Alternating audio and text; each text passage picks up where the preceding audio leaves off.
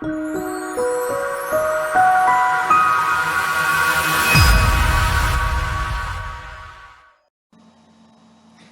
pessoal, tudo bem? A partir dessa semana, como nós finalizamos o primeiro movimento da sonata do Beaumarchais, vamos passar para o segundo movimento, que é um rondó. Então, eu vou colocar para vocês que é importante sempre leituras a respeito disso, né? Das formas musicais. Então, outro livro que vocês precisam ter na biblioteca de vocês é a forma e estrutura na música do Roy Bennett.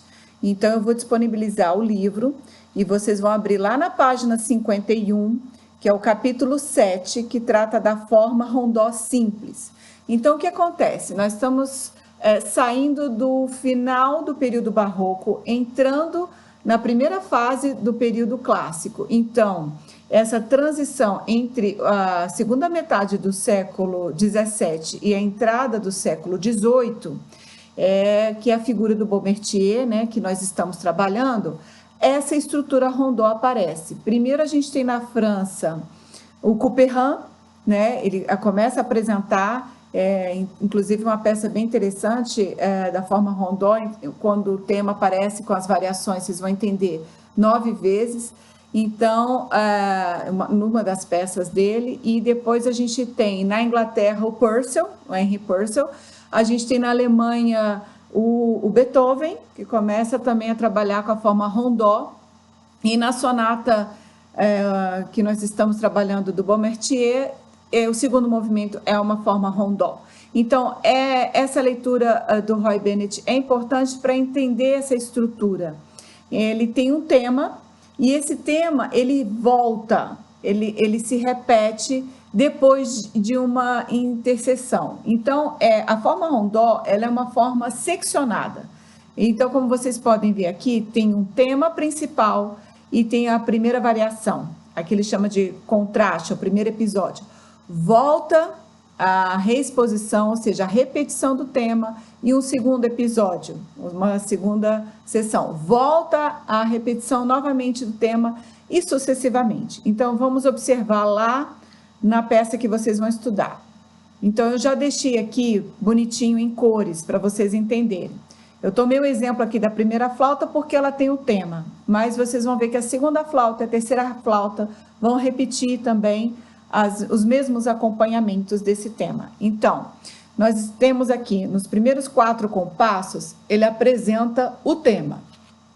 Então, é o material de estudo dessa semana, só para vocês entenderem bem a estrutura do rondó. Vocês vão estudar o tema do rondó. Então, ele vem.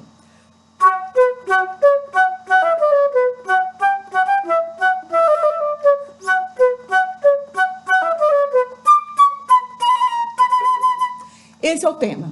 Então, o que acontece? Eu separei aqui em rosa, e aí a gente viu na estrutura. Apresenta o tema, ele repete, ele reafirma esse tema, mas na estrutura do rondó, ele faz a primeira variação, que está aqui em azul.